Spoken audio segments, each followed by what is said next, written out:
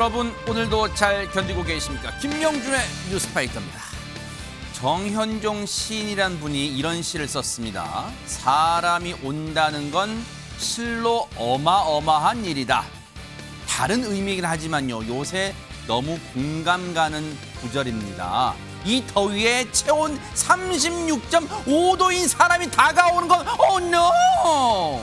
근데 더 어마어마한 건 사람이 다가오지 않아도 이미 사람 체온보다 높은 기온이란 겁니다. 37.5도 대박 사건. 서울은 118년 만의 더위라는데요. 이 더위엔 그늘이 사랑입니다. 서로에게 그늘 같은 존재가 되어줍시다. 7월 8일 화요일 김명준의 뉴스파이터 60초 후에 달려보겠습니다.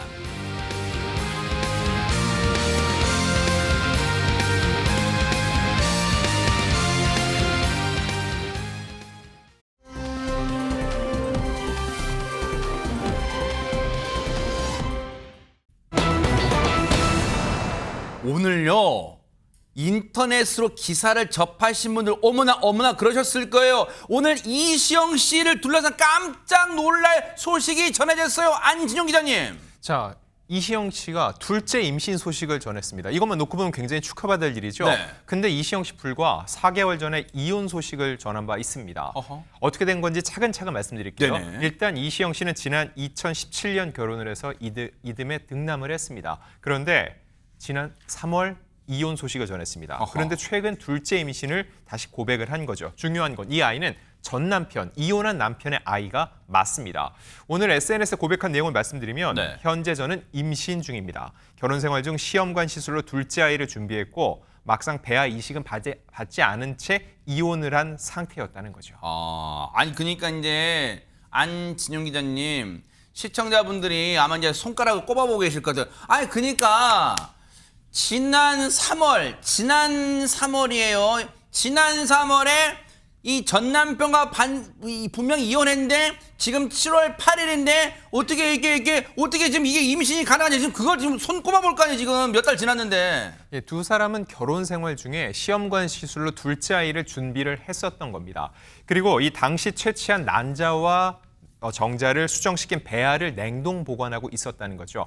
이 배아를 착상시켜서 착상 성공을 하면은 임신이 되는 건데 일단 이시영 씨 이식받지 않은 채로 냉동 보관만 해오다가 시간이 흘렀습니다. 그 사이에 이혼에 이르게 되면서 더 이상 이제 임신이 어려운 상태가 아니냐 생각할 수 있는데 모든 이 부부의 법적 관리가 정리돼 갈 쯤 공교롭게도 이 배아의 냉동 보관 5년의 만료 시간이 다가오고 이때 이시영 씨는 선택을 한 겁니다. 배아 냉동 보관은 그 시기가 있어요. 무한정 보관하는 게 아니라. 네, 5년의 시기가 있었고 그 시기가 도래했던 거죠. 그래서 폐기를 해야 하나를 두고 고민을 하다가 이시영 씨는 이식을 받기로 결정을 내렸고 그 끝에 임신된 것을 확인한 겁니다. 그러면 이제 이해가 되네요. 전혜연 평론가님. 그러니까 이제 배아 냉동 보관 그 만료되니까 이 사실을 전 남편도 알리니까 그래 우리 빨리 그러면 그 배아 냉동으로 얼른 이식해서 이 아이를 갖자 그렇게 합의를 했겠네요. 결론부터 말씀을 드리면 합의 과정은 잘 거치지 않았던 것으로 추정이 됩니다. 네? 왜냐하면요. 이시영 씨가 직접 밝힌 내용을 보면 상대방, 즉 전 남편은 둘째를 임신하는 것에 동의하지 않았고요. 즉 본인이 내린 결정에 대해서 본인이 책임을 지겠다. 내가 안고 가겠다. 이런 입장을 밝혔습니다. 그리고 이후에 한 인터넷 매체에서 이시영 씨의 전 남편에게 인터뷰를 통해서 입장을 들어봤는데요. 네.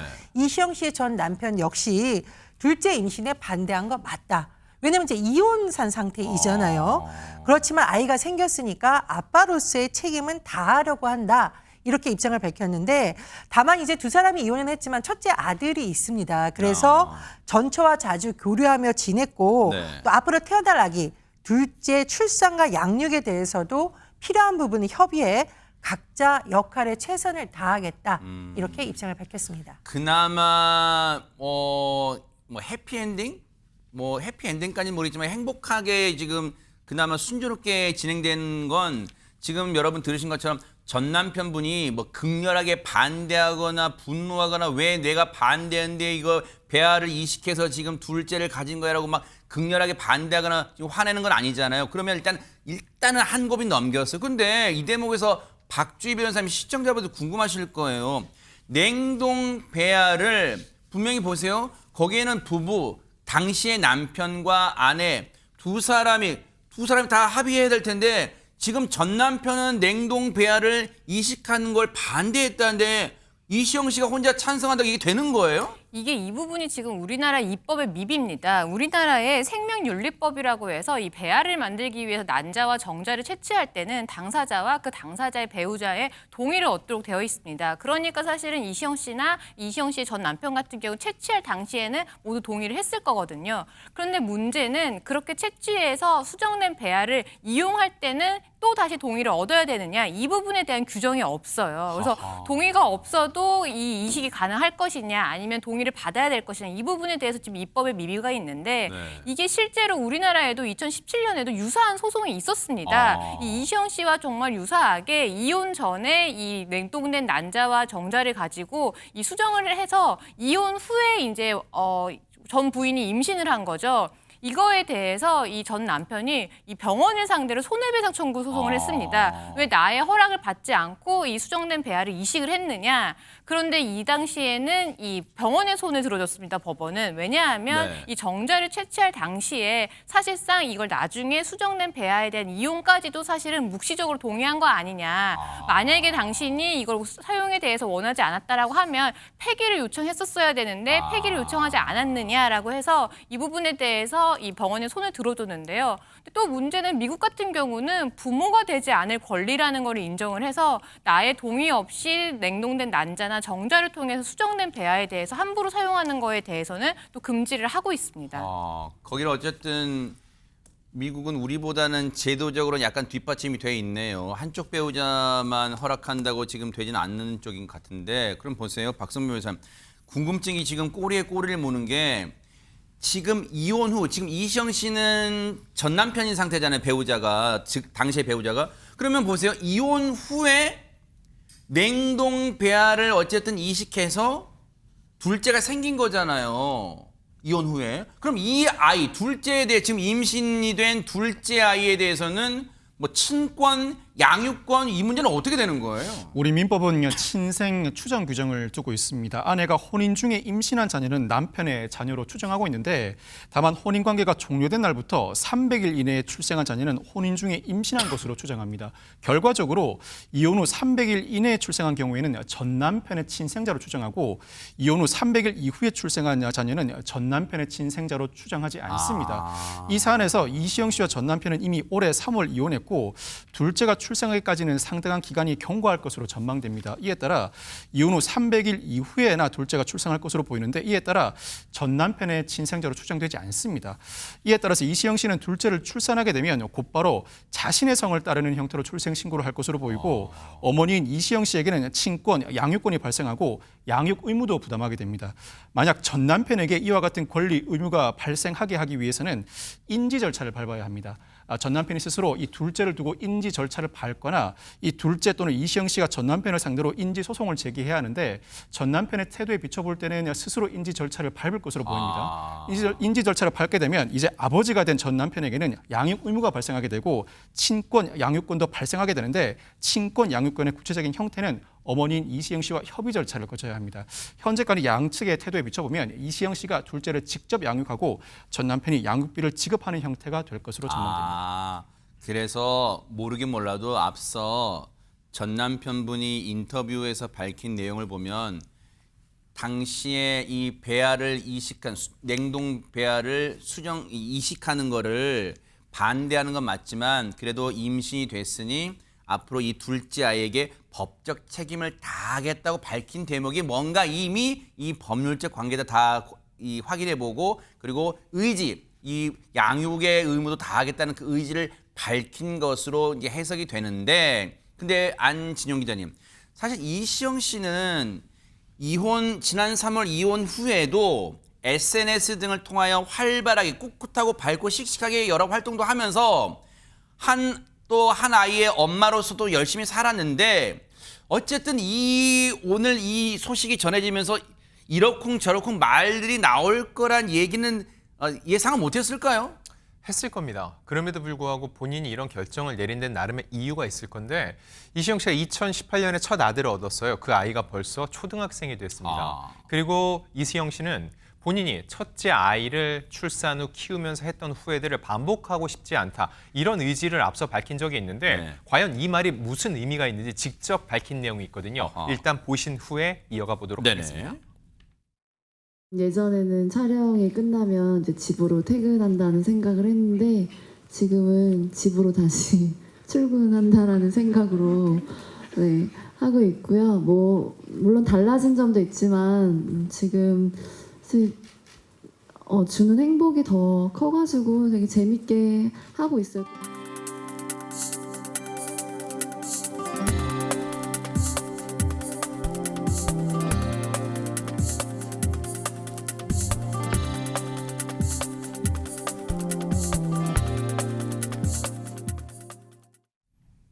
뭐 여느 엄마가 다 그러겠지만 이시영 씨도 참 아들 사랑에 극진한 게 지금 나이보다 조금 더 어렸을 때 아까 영상 잠깐 나왔죠.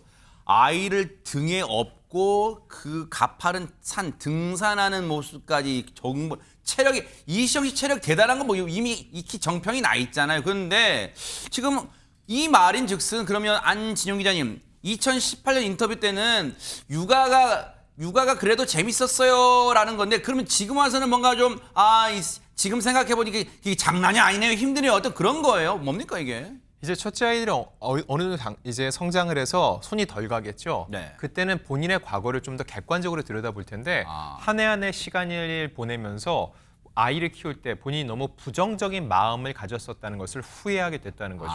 이에 대해서 이시영 씨가 이런 얘기를 한 적이 있습니다. 뭘까요? 나는 늘 아이를 바라왔다. 쉽지 않았던 결혼 생활 속 버틸 수 있었던 단 하나가 꽉 찬 행복을 주는 아이였기 때문이라고 얘기를 했고 여러 가지 경우의 수에 고민도 있었지만 그 모든 걸 감안하더라도 지금 내 선택이 더 가치 있는 일이라 믿고 싶다고 했습니다.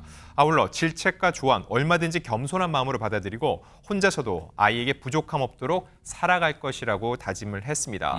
사실 요즘 이시영 씨 이혼이 누군가에게 큰 아픔일 수 있는데 요즘 정말 평온한 마음으로 누구보다 행복하게 살아가고 있다고 얘기를 했고 이시영 씨가 열심히 운동을 하는 게 아이와 더 행복하게 살기 위해서란 말도 한 적이 있거든요. 그래서 아이를 업고 히말라야 등반을 한다거나 지금도 아들과 미국 뉴욕에서 한 달 살이 중이라고 하는데 이런 이시영 씨가 정말 오롯이 행복한 마음으로 둘째 아이를 기다리고 낳아서 기르고 싶다는 그런 다짐을 전한 것이라고 볼 수 있습니다. 그래요. 참 아들 사랑은 참 대단하다. 그게 막 진하게 느껴져. 근데 이종근 평론가님, 꼭 이시영 씨가 연예인이라서 우리가 특별하게 바라보거나 특별하게 대접하거나 그런 차원이 아니라 네. 이시영 씨의 지금 이 둘째, 이 냉동 배아를 혼자만의 결정으로 이식해서 지금 둘째 임신했다는 이 소식이 전해지면서 많은 누리꾼들은 어떤 반응을 보이고 있을까요? 일단 두 가지로 갈려요. 하나는 응원한다. 일단 동의하지 않았느냐. 뭐 추후 동의지만 일단 본인 아이로 키우겠다는 결정을 했고 또 네. 예쁜 아이 순산해서 행복하게 살았으면 좋겠다 등등 또 네. 이미 시술할 때 동의했으므로 이식해도 상관없다. 뭐 이런 의견도 있지만 네. 상대적으로 아니 근데 실질적으로 동의 없이 한 거 아니냐. 그래서 자기 인생의 빈 곳을 왜 아이로 채우려고 하는지 아이 생각을 안 하는 건가. 또 이시영 씨 혼자 아이 키울 능력이 없다는 게 아니라 상대방의 동의 없이 임신이 진행된다는 건 충격이다. 여러 가지 어떤 의견들이 지금 계속 나오고 있습니다. 그러니까 어쨌든 이시영 씨 본인도 그런 얘기 했잖아요. 물론 이걸로 다 가름된다는 건 아니겠지만 분명히 밝혔잖아요. 질책과 조언은 얼마든지 겸손한 마음으로 받아들이겠다 이렇게 밝혔잖아요.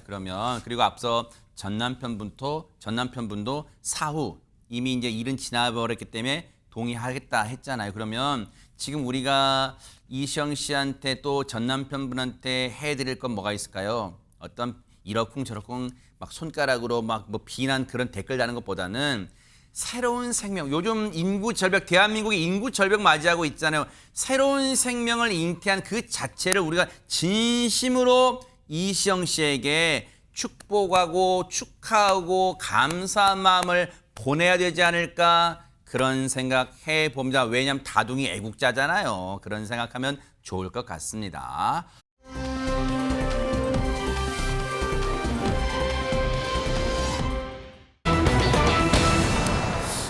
고 이건희 회장의 단독주택이 팔렸다. 아니 안진영님 일단 시청자분들이 그러실 거, 단독주택이 있었어? 막 그러실 거예요. 네, 고 이건희 선대회장의 단독주택은 서울 용산구 이태원동에 위치해 있었습니다. 지상 2층, 지하 1층 규모로 대지 면적 315평, 연면적 약 150평 정도 되는데 네. 자, 지난 2020년 10월 이건희 선대회장이 별세한 후에는 이 아내와 자녀들이 지분을 쪼개서 갖고 있었습니다. 홍라희 명예관장이 지분의 9분의 3, 그리고 자녀들은 9분의 2씩 공동으로 소유권이 이전이 됐는데 이렇게 상속된 단독주택이 최근 228억 원에 팔린 겁니다. 근데 저것도 이채로요. 집이 얼마나 좋고 비싸면 집 한 채 지분을 고 이건희 회장의 아내분인 홍라희 관장이 9분의 3, 장남이 이재용 회장이 9분의 2, 이호진 장녀가 9분의 2, 이서연 자녀가 9분의 2 이렇게 갖고 있다는 것도 일반 국민 시민분들한테는 집도 저렇게 쪼개서 갖고 있구나 지분을 좀 이채로운 장면일 텐데 전현 평론가님, 근데 보세요. 저렇게 가족들이 쪼개서 지분을 갖고 있던 저 단독주택을 200억, 하여튼 뭐 몇백억짜리일 거 아니에요. 저걸 왜 팔았어요, 그러면? 여러 가지 추론이 나오고 있는데 아마도 언론 보도를 통해서 가장 유력하게 추론되는 이유는 상속세 때문인 것으로 전해지고 있습니다. 이 홍라희 명예관장, 이재용 회장, 이부진 사장과 이서연 사장은 매년 상속세를 분할 납부하고 있는데 아마 그 금액이 크다 보니 그렇다면 주택을 매각하자 이렇게 결정한 것으로 알려지고 있는데요. 그런데 그러면 주택을 팔면 손해를 봤을까? 그건 아닌 것으로 추정이 됩니다. 이 주택을 이건희 선대회장이 2010년 매입을 했는데요. 네. 당시 82억 8,470만 원이었습니다. 그럼 이번에는 얼마에 팔렸느냐? 2025년 기준으로 약 145억 원이 더 높아진 228억 원에 매각이 된 것으로 알려지고 있는데요. 누가 샀느냐가 궁금하잖아요. 네. 그런데 아직 소유권 이전이 되지 않아서 등기부 등본상 매수자는 확인이 되지 않는 것으로 알려져 있고요. 다만 업계에서는 사업가가 아니겠느냐 그렇게 추론하는 것으로 또 언론 보도를 통해 전해지고 있습니다. 아니, 박주희 변호사님, 너무 속물 같은 근성인지 모르겠지만 2010년에 82억에 샀던 저 지상 2층, 지하 1층 단독주택이 15년 만에, 지금 2025년이니까 15년 만에 228억에 팔아서 뭐 대박 사건 145억 차이. 이거 짭짤한 겁니까? 어떻습니까? 사실 근데 내야 되는 상속세에 비교해 보면 사실상 너무 부족한 액수입니다. 네? 왜냐하면 우리나라의 상속세법상 상속 재산이 30억이 넘으면 상속세율이 50%거든요. 그래서 이 삼성 일가에게 부과된 이 상속세가 무려 12조 원입니다. 어머나, 12조 원에 145억을 대비하면 사실상 이 세 발의 피인 거죠. 그럼 저런 걸 더 많이 팔아야 된다는 얘기예요? 그렇죠. 12조라는 돈이 너무나 큰 돈이기 때문에 이 연부연납 제도라고 해서 이 상속세 같은 경우는 10년 안에서 이 분할해서 납부하는 제도가 있거든요. 네. 그래서 삼성 일가 같은 경우는 5년 안에 분할해서 이 납부하겠다라는 거를 신청한 상태입니다. 그래서 네. 2021년 4월부터 지금까지 분할해 내고 있는데 이 분할 액수를 2026년 4월, 그러니까 내년 4월까지 모두 갚아야 됩니다. 그러다 보니까 이렇게 단독 주택도 팔고요. 또 2021년부터는 뭐 삼성전자, 삼성생명, 삼성물산 등 수조 원의 어치의 주식을 팔았고요. 이 주식담보대출을 받아서 상속세를 납부하고 있는 상황입니다. 야, 상속세를 납부하느라고 지금 이재용 회장 일가가 지금 발바닥이 땀이 날 지경인 뭐 그런 상황이에요, 시쳇말로. 근데 여기서 꼬리에 꼬리를 무는 또 시청자분들 궁금증이 있을 거 아니에요, 박선배 변호사님. 아니, 상속받은 금액이 대체 얼마길래 상속세, 세금으로 12조 원을 낼까 궁금합니다. 이건희 선대회장이 남긴 유산은 다음과 같습니다. 우선 삼성그룹의 주식이 있습니다. 여기에 서울 용산구 자택, 용인 에버랜드 부지 등 부동산도 있습니다. 또한 미술품 등도 있는데 이를 모두 합치면 총 26조 원 규모로 알려져 있습니다. 이에 따라 유족들이 납부할 상속세는 12조 원이었고 결국 유족들은 5년간 분납을 결정한 것입니다. 아니 근데 이종건 평론가님, 아니 네네.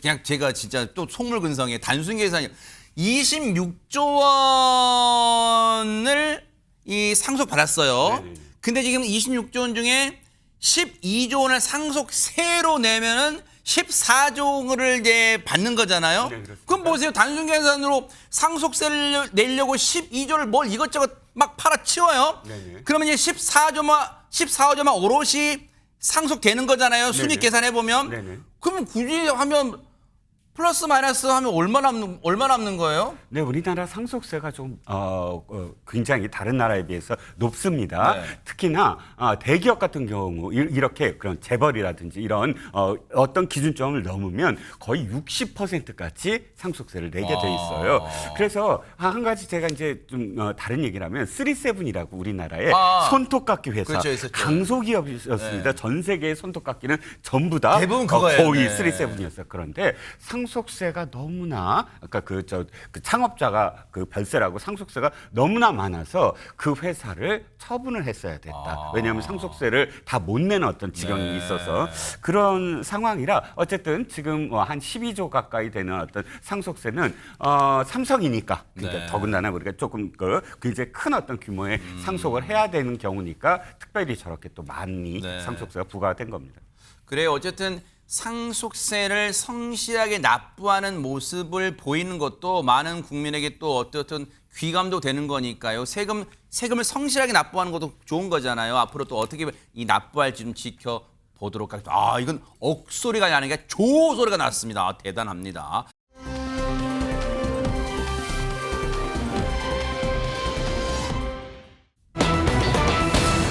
어머나 반가운 두 분의 이름이 나왔는데 뭘 고백했나 봐요. 세상에 안진용 기자님. 네, 송창식 씨 얘기를 해드릴까 하는데요. 송창식 씨 하면 1970년대 그 명동의 유명한 그 카페 있죠. 세시봉 출신입니다. 아하. 통기타 하나로 정말 그 시대를 주름 잡았는데 네. 이런 송창식 씨 1947년생으로 어느덧 78세가 됐습니다. 어머나. 한 살 아래인 예고 동기와 1977년에 결혼을 했고요. 슬하에는 2남 1녀를 두고 있었습니다. 네. 사실 송창식 씨의 이런 가정사는 많이 공개된 바가 없는데 이분이 원래는 독신주의자였다고 해요. 네? 근데 이 아내를 만난 후에 홀려서 결혼한 것이다. 17일 만에 구혼했다고 밝힌 바 있습니다. 어머나. 이러다 보니까는 그동안 정말로 송창식 씨가 연애 한 번 안 하다가 아내를 만난 후에 홀딱 반해서 야. 처음으로 첫사랑과 결혼한 게 아니냐 생각할 수 있겠죠. 네. 자, 이와 관련해서 한 방송에서 네. 그럼 아내가 첫사랑이었냐라고 물어보니까 네. 송창식 씨 또 거짓말 이분이 못하는 겁니다. 어? 쭈뼛쭈뼛대다가 그렇진 않다라고 하면서 본인의 첫사랑 이야기를 고백하게 됐던 거죠. 떨리는 목소리로 조심스럽게 과거의 러브스토리 첫사랑 이야기를 공개했는데 공교롭게도 그 첫사랑 역시 대중이 너무너무 잘 아는 분이었다는 거죠. 그분은 바로 배우 박원숙 씨였습니다. 어머나 세상에 왜 이렇게 놀랄 내용이 계속해서 나오는 거예요? 두 사람이 정말 어떤 사랑을 이어갈까 그 두 사람의 얘기 알려지지 않았던 얘기 좀 들어보시고 이어가 보도록 하겠습니다. 박원숙 선생님과의 어떤 러브 스토리 그게 뭐 실화인지 뭐 박원숙 탤런트 박원숙하고 얘기가 소문나서 근데 막 이런 얘기 막 했다는 거야 이거. 그게 예를 들자면 그게 첫사랑이에요. 말하자면 구체적으로 연애를 한 건 처음이었으니까. 그때는 살롱이라고 그랬는데 뭐 노래하던 그 장소에 아르바이트 캐셔를 했어요 박원숙 씨가. 그때는 탤런트는 아니었고 연극영화과 학생 같은 장소에 있으면서 뭐 마음이 먼저 붕 뜨는 상황이 먼저 왔으니까 그냥 여러 말 할 것도 없이 그냥 뭐 구름 위에 있는 것 같은 거였죠. 그게 그 첫사랑이 다 그럴지는 모르지만 나는 그렇게 좋게 끝내질 못했어요. 야, 그것도 멋진 표현 두 가지가 나오네요. 일단은 전혀 배우는 같은 장소에 있으니까 마음이 붕 뜨는 느낌이라는 거예요. 얼마나 울렁울렁 됐을까요, 세상에. 근데 제가 추천 건데 제가 만약 저 또래의 청년인데 그 젊은 시절에 박원순 씨를 봤으면 정말 마음이 붕 떴을 것 같습니다. 그러니까요. 한국의 소피아 로렌이라고 와우, 진짜 부르셨을 예쁘더라고요. 정도로 대단하신 분이었는데 다만 두 사람이 왜 그러면 헤어지게 됐을까? 이 송창식 씨가 그 원인을 본인 때문이라고 좀 밝히셨어요. 뭐라고 했느냐면 본인이 굉장히 유교적이었고 좋으면서도 첫 연애니까 서툴고 또 좀 겁이 났다라고 해요. 그래서 좀 본인 표현을 쓰자면 비겁한 행동을 많이 했고 결국 헤어지게 된 건데 이별하고 나면 상처를 많이 받는데 그 상처가 본인 때문이었다. 즉, 내 인간성에 실망했고 상처가 됐다라고 했는데 두 분이 그럼 그 위에 만난 일이 있을까요, 없을까요? 왠지 오가다가 한 번쯤 만났을 것 같은데요? 무려 55년 만에 한 예능 프로그램에서 조우하신 적이 있다라고 합니다. 근데 저는 이 두 분이 정말 어떤 연예계의 거장이라고 불리는 이유를 알겠는 것이 두 분이 굉장히 반가워하면서 박원순 씨가 둘만 있는 자리에서 얼굴이 화면에서 보는 것보다 더 좋은데 이렇게 따뜻하게 말씀을 해주시고 네. 와 너는 천재였다 이렇게 극찬하셨다라고 합니다. 네. 저는 이 두 분의 만남이 참 아름답게 마무리됐다라는 생각이 드는데 송창식 씨가요 55년 만에 첫사람 만나니까 어때요라고 물으니까 정말 송창식 씨다운 답변을 했습니다. 아주 좋았다. 이렇게 부끄러워하면서 솔직하게 답변하셨다고 하네요. 네. 야, 과거의 첫사랑 1호. 아니, 야, 대박 사건이에요, 진짜. 근데 어쨌든 박원숙 씨가 첫사랑인 것도 아마 많은 시청자분들이 처음 아셨을 텐데 그것도 깜짝 놀랄 일인데 세시봉 멤버였잖아요. 근데 세시봉 비화도 알려지지 않았던 얘기도 있대요. 자, 같이 한번 들어보시고 이어가 보도록 하겠습니다. 그 당시에 초콜릿, 알 초콜릿은 정말 드물 때야. 안 먹어요? 왜 안 먹냐? 우리 집에 많아요.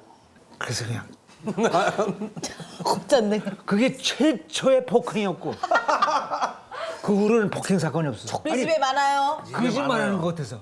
세시봉 때 초콜릿이었는지 그건 잘 모르겠어요. 맞아요. 그때 당시에는 나는 입만 벌리면 거짓말일 때거든. 친구들 사이에서는 그냥 나의 별명이 송구라 했었으니까. 처음 만난 사람한테 너 몇 살이냐 그러면 난 뭐 한 5살쯤 올려서 뭐 얘기하고 그러다가 집 얘기가 나온 거야. 집. 우리 집이 무지하게 부자다 이런 식으로. 맞아, 그 얘기 하셨다고 그랬어요. 질려서 안 먹는다고. 아니, 뭐 밥에다 말아먹기도 하고 막 이런다.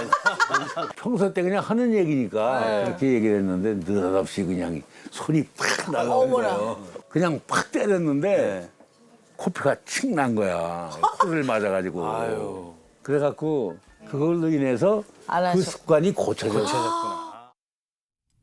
아니 이건 그냥 웃기면서도 진짜 깜놀할 사건인데 세시봉의 그 유명한 거장들이 초콜릿 하느라 주먹이 오간 건 아니고 어쨌든 훈계성 주먹이 가고 코피가 나고 야 이게 진짜인가요?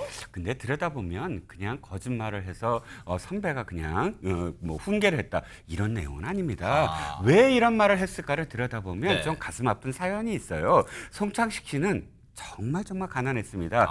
어렸을 때 4살 때 부친께서 경찰이었거든요. 1951년에 백령도 전투에 참여했다가 한국전쟁 때 그때 전사를 했고요. 9살 때 모친이 가출했습니다. 행방불명이 돼서 그 후부터는 정말 힘들게 살았어요.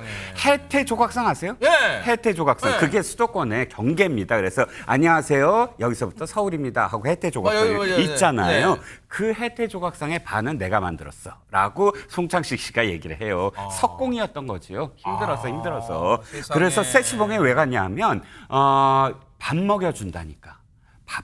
진짜 맨날 굶고 기타 하나 들고 다니다가 여기서 노래 부르면 밥 먹여줄 수 있다 해갖고 거기 세스봉에 갔다고 합니다. 그런데 왜 초콜릿 얘기가 나왔을까요? 그 당시 함께했던 사람들은 전부 다 좋은 집안 아들이었어요. 뭐 윤영주 씨, 김세환 씨. 뭐 다 좋은 대학교의 좋은 집안의 아들들이었거든요. 그러니까 자기가 지기 싫었던 거예요. 나도 초콜릿 먹어. 아니 우리 집에 많아. 이런 게 사실 구라라고는 하지만 좀 허세였다. 어렸을 때 고등학교 때 금난세 씨가 같은 고등학교 동기예요. 금난세 씨가 증명을 합니다. 그 유명한 지휘자 증명을 합니다. 매일 수돗물만 먹었다. 배 채우려고. 그러니까 초콜릿이라는 허세가 무슨 뜻인지 이해가 가시죠? 아니 근데 얘기를 듣고 보니까 박선배 변호사님 그래서일까요? 그 노래가 그래서 탄생한 걸까요? 지금 갑자기 떠오른 노래가 있어. 나는 배를 보는 사나이 뭔가 세상의 어떤 그 풍파를 다 피리 하나로 이겨내는 듯한 뭐 그런 게 막 느껴지는 노래 같아요, 진짜. 송창식 씨는 방송에서 가족사도 털어놨습니다. 3남매의 아빠가 된 과정을 설명했는데 우선 첫째는 부부가 출산한 아이라고 설명하면서 둘째와 셋째에 대해서도 친딸은 아니지만 지금은 내 딸이고 아들도 하나 더 입양했다. 다 우리 가족이라면서 담담히 말을 이어나갔습니다.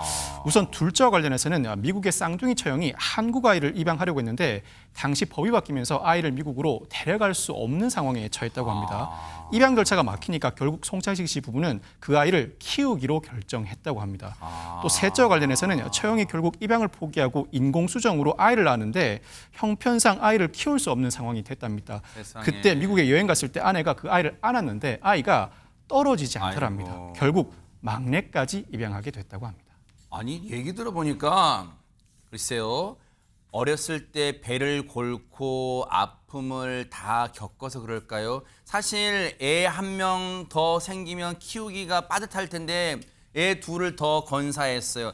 알고 보니 송창식 씨 천사표 아닌가, 마음이 천사였지 않았나 그런 생각 해봅니다. 앞으로도 많은 작품 활동 뉴스파이터가 진심으로 응원해 보도록 하겠습니다.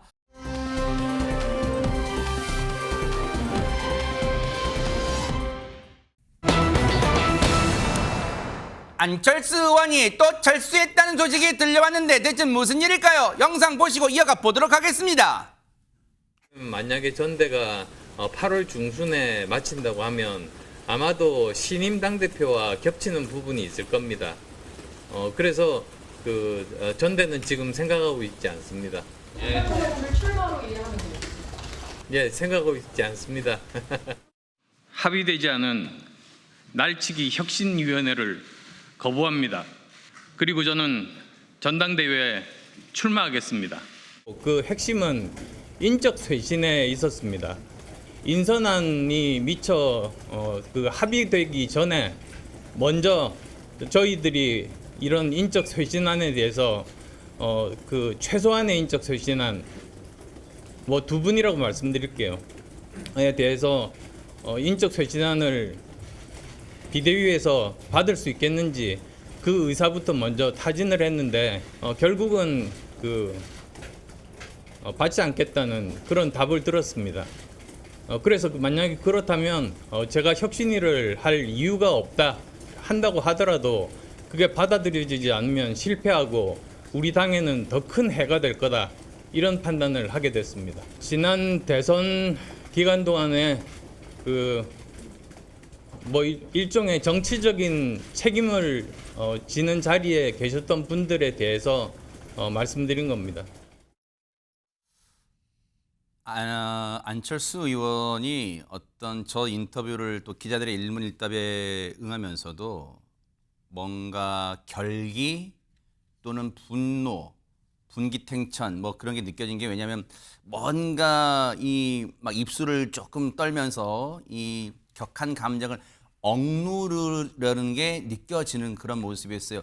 사실 국민의힘 아시는 분 여러분 다 아시겠지만 혁신위원장 맡은 지 닷새 만에 지금 물러난 거예요. 의사 출신이잖아요. 안철수 의원이. 그래서 이 국민의힘에 메스를 대겠다 했는 닷새 만에 지금 철수를 한 거예요. 안진용 기자님. 네, 안철수 의원이 이 발언 이후에 그리고 또 두 사람이 입을 열었습니다. 좀 전에 안철수 의원의 이야기를 들어보면 인적 쇄신을 여러 차례 강조하면서 그랬죠. 두 분이라고 얘기했죠. 그 두 명이라고 추정이 되는 권영세 전 국민의힘 비상대책위원장 그리고 또 한 명은 권성동 전 국민의힘 원내대표입니다. 먼저 어제 권 위원장 같은 경우는 일부 인사들 자신의 이익 추구를 마치 공익인 양, 개혁인 양 포장하며 당을 내분으로 몰아넣는 비열한 행태를 보인다고 꼬집었고요. 네. 이런 사람이 지도자가 되면 당은 더 어려워질 것이라면서 안철수 의원을 겨냥했습니다. 자, 그리고 오늘은 권성동 전 원내대표가 입을 열었습니다. 작금의 위기 상황 속에서도 일신의 영달을 우선하는 모습에 대단히 유감이라면서 분열의 언어로 혼란을 조장하고 그 혼란을 발판 삼아 개인의 지위를 탐하는 시도는 결코 성공할 수 없음을 잊지 말아야 한다고 다시금 안철수 의원을 겨냥했습니다. 권영세, 권성동 두 사람의 성을 따서 어감이 그렇게 좋은 편은 아니지만 쌍권 이렇게 불러요. 그런데 지금 쌍권이 나란히 지금 반발하고 역공에 나섰잖아요. 근데 전혜연 평론가님 특히 권성동 전 원내대표는 안철수 의원을 겨냥해 무슨 폭로까지 했다면서요. 그렇습니다. 안철수 전 원내대표와 본인이 만났던 일을 언급하면서 비판적인 발언을 이어가고 있는데요. 네. 두 사람은 지난 6월 30일 권성동 전 원내대표의 사무실에서 만났다고 합니다. 그런데 권성동 전 원내대표의 주장이긴 합니다만 당시에는 인적쇄신이나 전당대회 출마 이런 얘기가 없었다. 이 점을 지금 강조하고 있고요. 두 번째, 그렇다면 주말 사이에 갑작스럽게 벌어진 일, 이걸 권성동 전 원내대표는 철수 작전이라고 불렀는데 왜 이런 일이 났을까? 첫 번째는 안철수 의원 주변에서 한동훈 전 대표 출마 가능성이 낮다. 출마해라 이렇게 기대감을 심어주면서 안철수 의원의 욕심을 자극한 것 아니냐. 그리고 안철수 의원은 결국은 그 자리 욕심에 매몰돼 이것을 받아들였고 당대표 당선에 유리할 것 같으니까 소위 본인을 포함한 쌍권을 표적 삼아서 이렇게 하려는 건 아니냐는 식의 비판을 이어가고 있습니다. 사실 안철수 의원은 이름을 얘기하지 인적 쇄신 대상 얘기하지도 않는데 지금 두 사람이 이렇게 극렬하게 반발하니까 자연스레 시선 두 사람 언급한 거가 이렇게 돼가는 모양새예요. 안철수 의원도 가만히 있지 않았어요. 얘기 들어보시고 이어가 보도록 하겠습니다. 그 인적 쇄신의 대상자로 누가 봐도 권영세 당시 비대위원장하고 권성동 원내대표거든요. 맞죠, 의원님? 제가 뭐 구체적으로 누군지 말씀드리는 건 적절하지 않은 것 같고요. 뭐 제가 특정인을 이렇게 지목하지는 않았습니다만 대부분의 언론들이 이제 아마도 그분이 아닐까라고 짐작을 하시니까 이 전당대회에 나오려고 애초부터 계획한 거 아니냐? 그러면 처음부터 전당대회 나간다고 하지 왜 제가 또 이런 수순을 받겠습니까? 먼저 가장 최소한의 인적 쇄신부터 사실은 시작해야죠. 그래야지 국민들이 우리 당이 바뀌려고 한다는 걸 알 수가 있으니까요. 사실 지금 각종 여론조사나 또 언론 보도 보면 또 언론이 현재 르포 기사를 많이 쓰잖아요. 이정국 평론가님. 네. 텃밭이라 그래서 이 텃밭이라는 표현 뭐 대구 경북 분들이 네네. 이제 요즘은 기분 좋아하실지 모르겠지만 TK의 민심도 상당히 싸늘해졌어요. 그리고 이제 인적 쇄신 얘기 나오는데 지금 사실 안철수 의원도 약간 비판에 자유롭지 못한 게 그럼 혁신위원장을 맡는 게 무슨 애들 장난도 아니고 애초부터 마음이 대표에 있었던 거 아니냐 뭐 그런 비판도 나올 수 있는 대목 아니에요. 아니 그럼요. 그러니까 일단 인적 청산 내지는 인적 쇄신의 전권을 달라. 사실 이거는 당연한 거예요. 지금 모든 문제가 사실상 개혁을 해야 되고 혁신해야 되는데 혁신을 하는 게 제도 바꾼다고 혁신이 되는 게 아니거든요. 사람을 바꿔야 돼요. 그러면 일단 뭐 2명을 바꿔달라, 뭐 3명을 바꿔달라. 그 뭐 몇 명이 아니라 나한테 그런 전권을 달라. 이게 사실 조건이 됐어야 돼요. 그런데 뒤늦게 안철수 의원의 지금 문제는 이거예요. 처음부터 그런 정권을 달라. 그러면 내가 하겠다라고 해서 아예 정권을 바꾸기 시작하던가 뒷말 없게. 그런데 가만히 조용히 좀 이렇게 진행이 되고 혁신위원을 딱 발표해서 출발하는 날 딱 이렇게 얘기한 거예요. 아니 내가 지금 두 사람 좀 인적 쇄신 하려고 하는데 반대를 하고 또 내가 지금 추천하는 사람도 혁신위에 지금 안 들어가므로 나는 그만두겠다. 그리고 당대표로 나가겠다. 이러니까 앵커 말씀하신 것처럼 처음부터 당대표의 욕심이 있었으니까 이 혁신위를 한다 안 한다 하다가 혁신이 안 하는 것 자체가 내가 당대표에 나가는 어떤 명분 삼고 그 기반으로 해서 당대표를 당선되려는 거 아니냐. 이렇게 비판의 시각이 나올 수가 있거든요. 그게 진이든 아니든 간에 지금 행적을 보면 그렇게 비판을 받을 수밖에 없는 행적은 맞아요. 뭔가 약간 이 코너 구석으로 상황이 이 말을 바꾼 모양새가 돼서 꼭 안철수 의원의 말을 바꿨다고 뭐 단언한 거 아닌가 오해는 마시고 불쾌하지 마세요. 뭔가 그렇게 코너로 몰리는 모양새가 돼서 그랬을까요? 박성배 변호사님, 안철수 의원이 좀 도와주십시오. 손을 내미는 사람도 있다면서요. 안철수 의원이 오늘 김문수 전 대선 후보와 한동훈 전 대표에게 당대표 경쟁자로서 손을 내밀었습니다. 안철수 의원은 출마한다 안 한다는 기사가 무한 반복되면서 두 분의 행보에 당원과 국민의 피로도가 점증하고 있다. 과감하게 전당대회 출마 선언을 하고 당의 혁신에 대해 함께 이야기하자고 제안했습니다. 또한 네거티브는 지양하고 안철수, 김문수, 한동훈의 혁신이 무엇인지 국민과 당원 앞에서 경쟁해야 하지 않겠느냐고도 덧붙였습니다. 아니 근데 오늘 뭐 어디 기사 보니까 이정훈 평론가님. 안철수 의원이 이제 이른바 우리 이제 정치판에서 그런 얘기 하잖아요. 어떤 행동 나서기 전에 주판을 다 튕겨봤다고 이제 그런 표현을 하잖아요. 약간 속된 말로.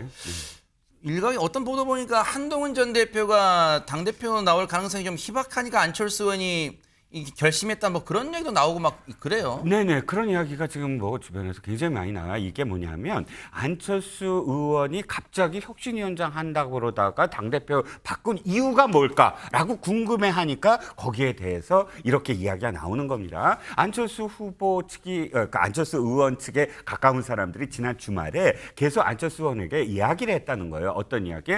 한동훈 대표가 안 나올 것 같아. 왜냐하면 한동훈 한동훈 개라고 우리가 부르는 거기서 좌장 역할을 맡았던 조경태 육선 의원이 나온다고 하는 거 봐봐. 그러면 이미 한동훈 대표랑 얘기가 된 거야. 좌장이 나온다는데 대표가 어떻게 나와? 그러면 대표가 안 나올 생각인 것 같아. 그렇다면 한철수 의원이 이번에야말로 기회다. 그러니까 꼭 이번에 그냥 이 혁신위원장 하지 말고 당대표로 가자라는 식의 조언이 있었다라는 이야기가 지금 돌고 있는 거예요.